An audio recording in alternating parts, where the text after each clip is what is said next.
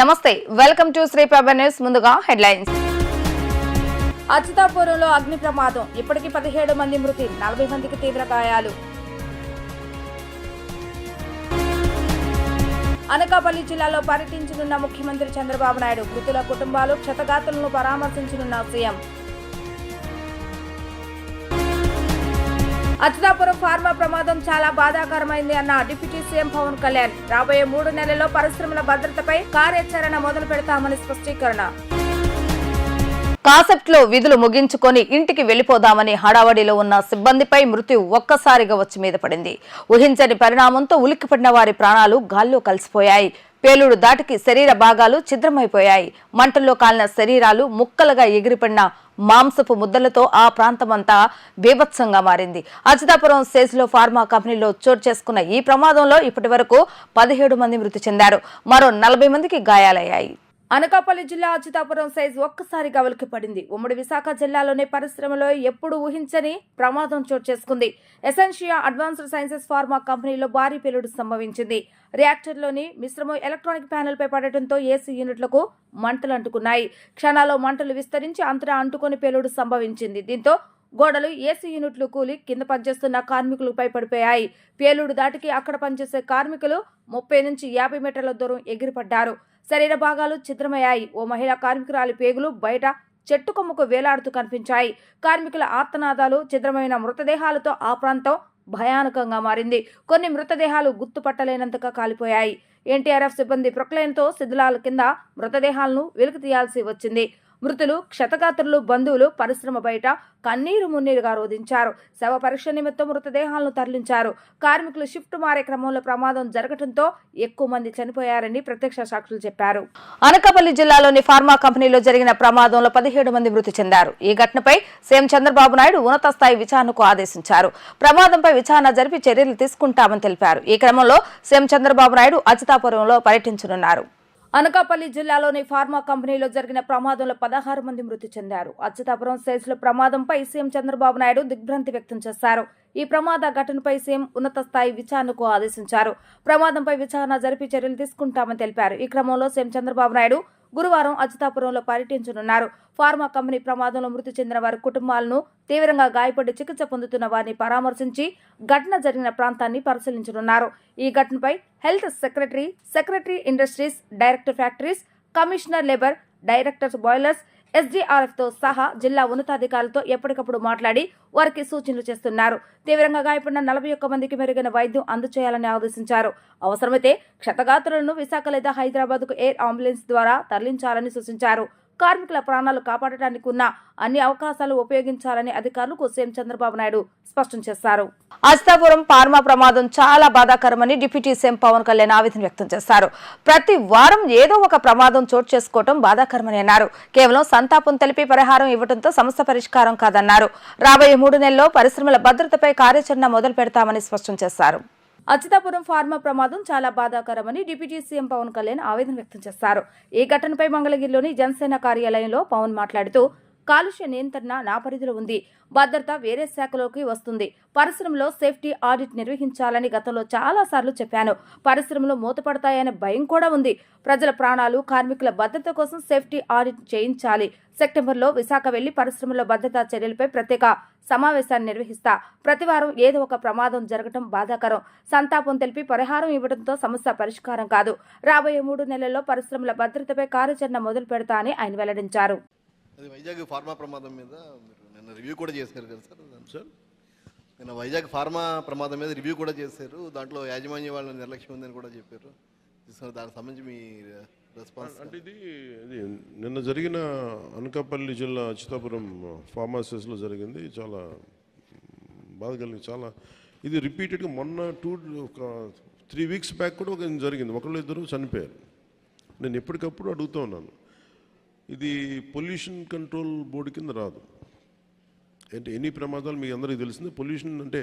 Pollution emissions ఉన్నాయా లేదా check చేయడమే తప్ప, ప్రమాణాలు చెక్ చేయడం తప్ప, ఈ సేఫ్టీ నామ్స్ కానీ ఇవన్నీ ఈ మనకి director of factories, labour, fire department, అలాగే కేంద్ర ప్రభుత్వ ఆధ్వర్యంలో ఉండే petrol and explosive safety organisation పర్యవేక్షిస్తాయి.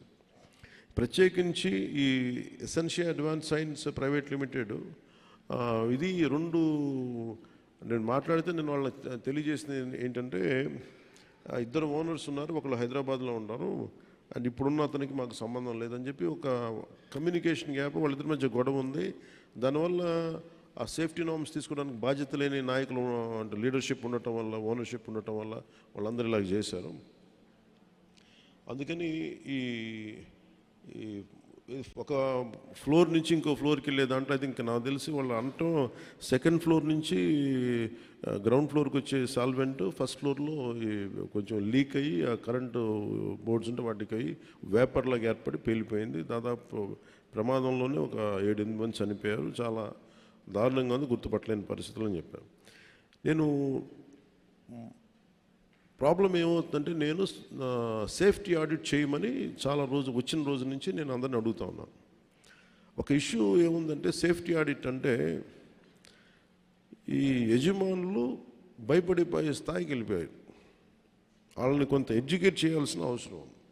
ఇప్పుడు ఎనీ టైం సేఫ్టీ ఆడిట్ అనగానే మా పరిశ్రమలు మూసేస్తారా, లేదంటే ఏం జరుగుతాయి, ఎలాంటి రిపోర్ట్స్ ఉంటాయంటే there are lot of gaps in safety ఇష్యూస్లో చాలా గ్యాప్స్ ఉన్నాయి. సో అందుకని నేనేం చెప్పానంటే ఇండిపెండెంట్గా పిలవండి. నేను ఆల్రెడీ ఒక రౌండ్ ఆఫ్ మీటింగ్స్ నేను పారిశ్రామికవేత్తలతో చేశాను, ఎస్పెషల్లీ వైజాగ్ ఏరియాలో. హిందుస్థాన్ మన షిప్పింగ్ యార్డ్ వాళ్ళతో కూర్చోబెట్టి నేనేం చెప్పానంటే మీరు ఎన్ని చర్యలు తీసుకుంటారు పనిచేసే వాళ్ళకి కానీ పొల్యూషన్ కంట్రోల్ నామ్స్కి సంబంధించి మీరు ఎలాంటి చర్యలు తీసుకుంటున్నారు మాకు వివరించండి అంటే మేము వాళ్ళు గతంలో కంటే ఇప్పుడు బాగా చేస్తూ ఉంటాను కానీ they are not to the satisfactory level. గ్రామ సభలను విజయవంతం చేయాలని ఏపీ సీఎస్ నీరబ్ కుమార్ ప్రసాద్ జిల్లా కలెక్టర్లను ఆదేశించారు. అదేవిధంగా రాష్ట్రంలో సెప్టెంబర్ 11వ తేదీ నుంచి నూతన ఇసుక విధానాన్ని అమల్లోకి తెస్తున్నట్లుగా వెల్లడించారు. ఈ విధానం అమలుకు సంబంధించి స్పష్టమైన మార్గదర్శకాలను వెంటనే జారీ చేయనున్నట్లుగా తెలిపారు. ఈ నెల 23న గ్రామ సభలను విజయవంతంగా నిర్వహించాలని, ప్రతి గ్రామ సభకు ఒక ప్రత్యేక అధికారిని నియమించాలని ప్రభుత్వ ప్రధాన కార్యదర్శి నీరబ్ కుమార్ ప్రసాద్ జిల్లా కలెక్టర్లను ఆదేశించారు.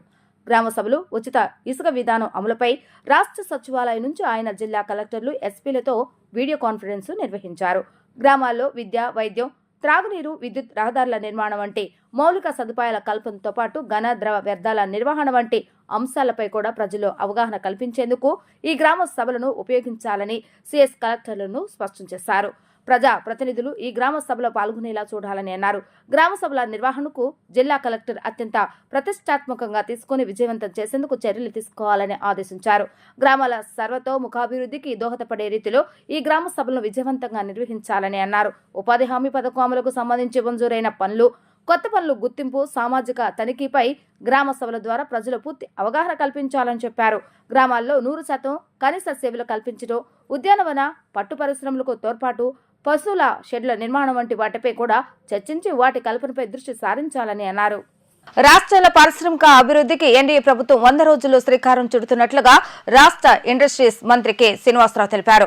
అద్భుతమైన పారిశ్రామిక పాలసీని రాష్ట్ర ముఖ్యమంత్రి త్వరలో ప్రకటిస్తారని మంత్రి వివరించారు. నగరంలోని ఒక హోటల్లో మంత్రి శ్రీనివాసరావు పారిశ్రామికవేత్తలతో సమావేశాన్ని నిర్వహించారు. ఈ సందర్భంగా మంత్రి మాట్లాడుతూ నూతన పరిశ్రమల స్థాపనకు 100 రోజులు నూతన పాలసీతో ముఖ్యమంత్రి ప్రకటన చేస్తారని అన్నారు. నూతన పాలసీ ప్రకటించే ముందు పారిశ్రామికవేత్తల నుంచి సూచనలు, సలహాలు, క్షేత్రస్థాయిలో ఇబ్బందులు తదితర అంశాలను పరిగణలోకి తీసుకుంటామని అన్నారు. తీసుకున్న అంశాలను సాధ్యాసాధ్యాలను పరిశీలించి ఆచరిస్తామని అన్నారు. 5 రాష్ట్రాల్లో ప్రస్తుతం విజయవంతంగా అమలు చేస్తున్న పారిశ్రామిక పాలసీ విధానాన్ని కూడా పరిశీలిస్తామని తెలిపారు. రాష్ట్ర ప్రజలు అప్పచెప్పిన బాధ్యతను విజయవంతంగా పూర్తి చేసేందుకు ఎన్డీఏ ప్రభుత్వం సిద్ధంగా ఉందని అన్నారు.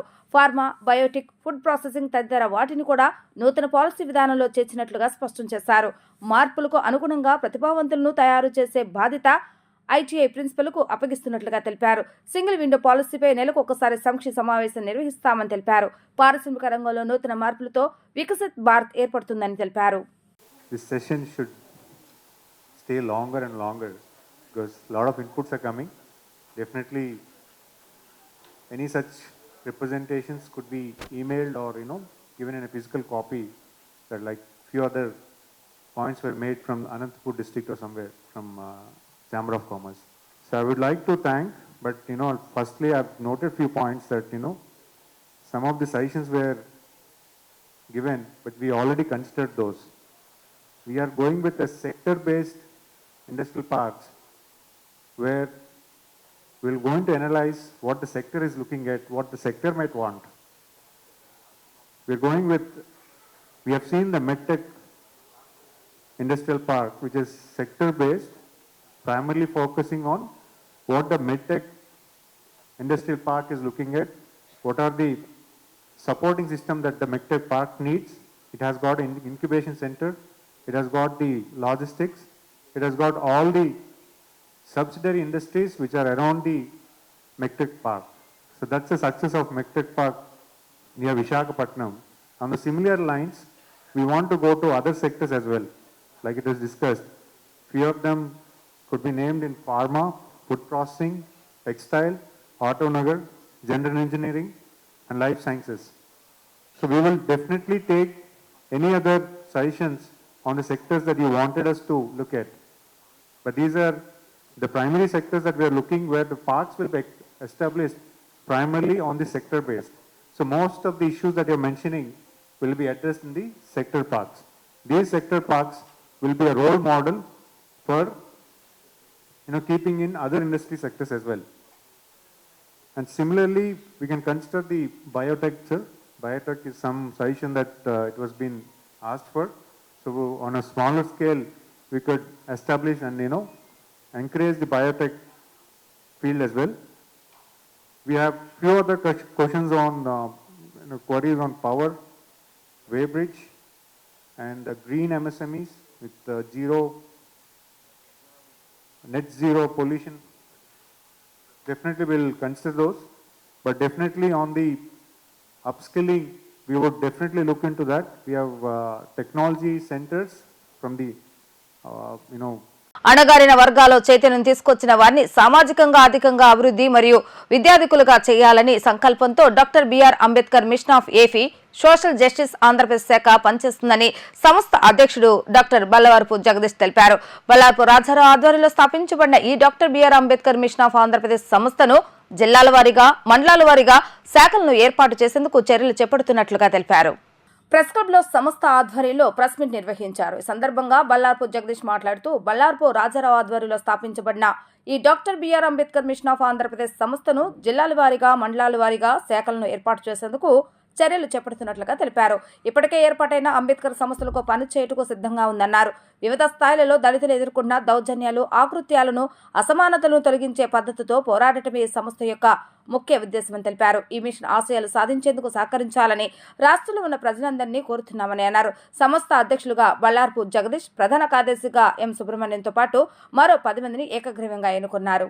సంవత్సరంలో ఈ doctor B R Ambedkar mission for Andhra Pradesh for social justice అని ఒక రిజిస్ట్రేషన్ ఇస్తున్నట్టుగా జనరల్ సెక్రటరీ గారు చెప్పారు. దానికి కొన్ని కార్యక్రమాలు ముందుకు తీసుకెళ్ళేటప్పుడు తర్వాత ఈ కరోనా టైంలో వీటిలో కొన్ని కుంటుపట్టడము, డిలే అవ్వడమైనవి. ఈ లోపల కౌంటర్ ప్రెసిడెంట్ గారు చనిపోవడము, కొంత గ్యాప్ వచ్చింది. మళ్ళీ దీన్ని ఇప్పుడున్న అనివార్య పరిస్థితుల్లో కంపల్సరీగా దీన్ని యాక్టివేట్ చేయాలనే ఉద్దేశంతో మేము మళ్ళీ కొత్త కమిటీని ఫామ్ చేసి ఈ యొక్క ఉద్దేశాన్ని అందరికీ తీసుకువెళ్ళాలి, మండలాల్లోకి, జిల్లాలోకి వ్యాపింపు చేసి అక్కడున్న తారతమ్యాలను కానీ, లేదంటే ఇంకా వివిధ స్థాయిలో ఎదుర్కొన్న దౌర్జన్యాలు, అకృత్యాలు, అసమానతలని మీద పోరాడే తత్వాన్ని తయారు చేయాలని ఉద్దేశం అన్నమాట. చేసి వాళ్ళని గైడ్ చేయాలి. ఆవేశం పనికిరాదు, కానీ ఆలోచనతో సరైన మార్గంలో వాళ్ళకి దారి చూపించడం అనేది. అలాగే ఎన్నో అవకాశాలు ఇస్తుంది గవర్నమెంట్. మనకి అవకాశం సద్వినియోగం చేసుకుంటున్నారా లేదా, దాన్ని ఏ రూపంలో మనము ఫలదీకృతం చేసుకోవచ్చు అనే ఉద్దేశంతో ఒక మిషన్ అనేది దీన్ని యాక్టివేట్ చేద్దాం అనుకున్నాం. ఇది యాక్చువల్గా ఈ మిషన్ అప్పుడు కంబైన్డ్ ఆంధ్రప్రదేశ్లో ఉంది. ఆంధ్ర తెలంగాణ కంబైన్డ్. ఇప్పుడు ఏమనుకున్నామంటే ఆంధ్ర తెలంగాణ సిద్ధాంతాలు మార్పు అనేవి, పాలసీలు మార్పు అనేవి కాబట్టి అక్కడికి వేరే మిషన్ కూడా బ్రాంచ్ తెలంగాణకి ఓపెన్ చేద్దామనే ఉద్దేశం మాకు కలిగింది అన్నమాట. ఇక్కడ కంపెనీని వేరుగా ఫామ్ చేద్దాము, అక్కడ దాన్ని వేరుగా చేసి అక్కడ ఆల్రెడీ కొన్ని మండలాల్లో యాక్టివేట్ అయింది. అలాగే ఇప్పుడు అనేక మండలాల్లోనూ జిల్లాల్లోనూ అంబేద్కర్ సంఘాలు ఉన్నాయి. వాటిని కూడా మనం సహకారం తీసుకుని మనం అనుకున్న అంబేద్కర్ ఉద్దేశాన్ని ముందుకు తీసుకెళ్ళాలని ముఖ్య ఉద్దేశం అన్నమాట. యువత క్రీడల్లో నైపుణ్యం పెంపొందించుకునే విధంగా మాకినేని బసవపునయ్య నగరపాలక సంస్థ స్టేడియాన్ని ఎమ్మెల్యే బొండ ఉమామహేశ్వరరావుతో కలిసి సమష్టిగా అభివృద్ధి చేస్తామని ఎంపీ కేశన్ శివనాథ్ అన్నారు. నగరంలోని క్రీడాకారులకు ప్రత్యేక శిక్షణా కేంద్రాలను అందుబాటులోకి తీసుకొస్తామని చెప్పారు. అజిత్ సింగ్ నగర్లోని మాకినేని బసవపునయ్య నగరపాలక సంస్థ స్టేడియాన్ని బుధవారం ఎమ్మెల్యే బొండ ఉమామహేశ్వరరావు ఎంపీ కేశన్ శివనాథ్తో సందర్శించారు. స్టేడియంలో వర్షం పడినప్పుడు గ్రౌండ్లో నీళ్లు నిలిచిపోతున్న విషయం చెప్పడంతో పాటు కొంత మేరకు లేపవలసిన అవసరం ఉందని ఎంపీ కేశన్ శివనాథ్కు ఎమ్మెల్యే బొండ వివరించారు. స్టేడియంలో క్రీడాకారులు ప్రాక్టీస్ చేసుకునేందుకు కావాల్సిన విధంగా స్టేడియాన్ని తీర్చిదిద్దడంతో పాటు మౌలిక సదుపాయాలు ఏర్పాటు చేసేందుకు ఎమ్మెల్యే బొండాతో కలిసి సమిష్టిగా కృషి చేస్తానని ఎంపీ కేశన్ శివనాథ్ తెలిపారు.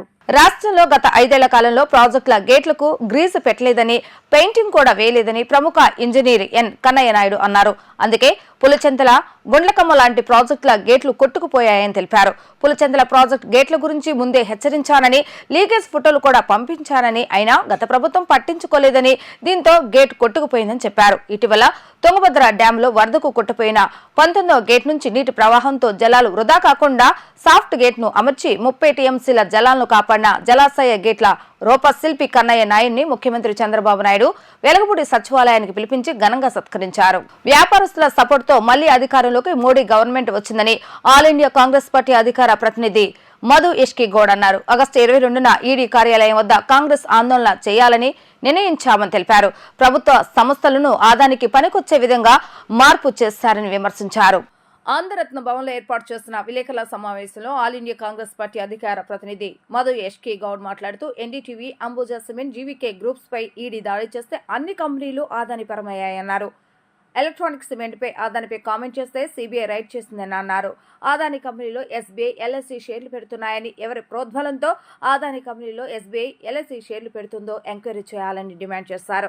మోడీ విదేశీ పర్యటనలో కూడా ఆదానిని తీసుకుని వెళ్లి కాంట్రాక్టులు ఇప్పిస్తున్నారని వ్యాఖ్యలు చేశారు. మోడీ ప్రజా వ్యతిరేక నిర్ణయాలపై పోరాటం చేయాలని నిర్ణయించామని అన్నారు. ఆదాని, అంబానీలతో వ్యాపారాలకు మోడీ అండదండలు ఇస్తున్నారని, మాట వినని కార్పొరేట్ సంస్థలను ఈడీ, ఐటీలతో రైడ్ చేస్తూ బెదిరిస్తున్నారని ఆగ్రహాన్ని వ్యక్తం చేశారు. తెలుగు రాష్ట్రాలకు చెందిన జీవీకే గ్రూప్స్ కృష్ణపట్నం పోర్టు వాళ్ళని బెదిరించారని అన్నారు. మోడీ వ్యతిరేక విధానాలకు నిరసనగా ఈడీ కార్యాలయాల ఎదుట ఆందోళన చేస్తామని ప్రకటించారు. దేశంలోనే కాకుండా శ్రీలంక, బంగ్లాదేశ్ దేశాల్లో ఆదాని గ్రూప్స్ కే కంపెనీ అనుమతులు ఇవ్వాలని మోడీ ఒత్తిడి తెచ్చారని ఆరోపించారు. దేశ సంపదను ఆదాని గ్రూప్స్ ద్వారా బయట దేశాలకు తరలిస్తున్నారని అన్నారు. మనీ ల్యాండింగ్ కి పాల్పడుతున్నారని మండిపడ్డారు. మోడీ, ఆదాని, సెబీ చైర్పర్సన్ ముగ్గురు కలిసి దేశ సంపదను దోచేస్తున్నారని ఆందోళన వ్యక్తం చేశారు. ఆదాని కోసం మోడీ, సెబీ చైర్పర్సన్ పనిచేస్తున్నారని, దీని పరిష్కారం కోసం జాయింట్ పార్లమెంటరీ కమిటీ వేయాలని, అప్పుడే ఇందులో వాస్తవాలు వెలుగులోకి వస్తాయని అన్నారు.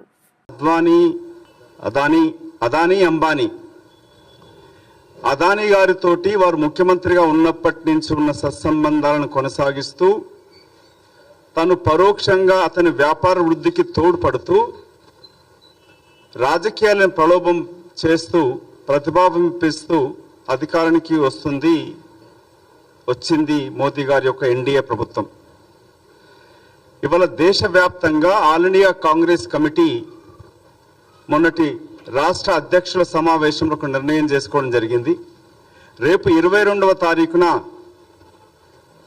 పార్లమెంట్లో మాట్లాడనివ్వరు, ఈ వ్యాపార అక్రమ లావాదేవీలపైన మాట్లాడనియ్యరు. ప్రధాన ప్రతిపక్ష నాయకుడు శ్రీ రాహుల్ గాంధీ గారిని మాట్లాడిస్తే మైక్ ఆఫ్ చేస్తూ ఉంటారు.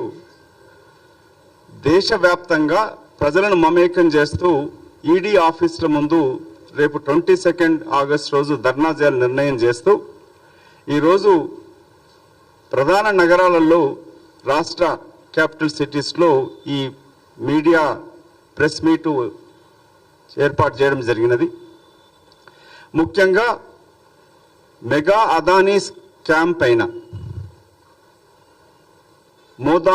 మోదీ, అదానీ గారు కలిసి ఈ స్కామ్కి ఏ విధంగా దోహదపడ్డరు, తోడు దొంగల్లాగా ఏ విధంగా దేశాన్ని దోచుకుంటున్నారు, దేశ సంపదను దోస్తున్నారు, స్ట్రాటజిక్ విభాగాలైన డిఫెన్స్, విదేశాంగ విధానాన్ని కూడా ఉత్తేజపరుస్తూ ప్రభావితం చేస్తున్న కార్యక్రమాలని ప్రజల ముందుకు తీసుకెళ్లాలనే ఉద్దేశంతో ఇవాళ ఈ సమావేశం ఏర్పాటు చేయడం జరిగినది. మీకు ఉదాహరణ చెప్తాం. ప్రభుత్వ ఇన్వెస్టిగేటివ్ సంస్థలు ఏవైతే ఉన్నాయో వాటిని అదానీ యొక్క వ్యాపార సంస్థల వృద్ధి కొరకు వాడుకుంటూ, for example FDI, foreign direct investment ఉంది. ఆ పాలసీని ఏ విధంగా మార్చారంటే ఫియర్, డిసిట్ అండ్ ఇంటిమిడేషన్, భయముతో, మోసముతో ఒత్తిడి తీసుకొచ్చి ఆ సంస్థను లోపరుచుకోవడం. వార్తలు ముగించే ముందు హెడ్లైన్స్ మరొకసారి. అచ్యుతాపురంలో అగ్ని ప్రమాదం, ఇప్పటికీ 17 మంది మృతి, 40 మందికి తీవ్ర గాయాలు. అనకాపల్లి జిల్లాలో పర్యటించనున్న ముఖ్యమంత్రి చంద్రబాబు నాయుడు, మృతుల కుటుంబాలు, క్షతగాతులను పరామర్శించనున్న సీఎం. అచ్యుతాపురం ఫార్మా ప్రమాదం చాలా బాధాకరమైంది అన్న డిప్యూటీ సీఎం పవన్ కళ్యాణ్. రాబోయే 3 నెలల్లో పరిశ్రమల భద్రతపై కార్యాచరణ మొదలు పెడతామని స్పష్టీకరణ. ఇవి ఈ రోజు వార్తా విశేషాలు. మరలా తిరిగి ప్రసారమే వార్తల్లో మళ్ళీ కలుద్దాం. అంతవరకు సెలవు, నమస్కారం.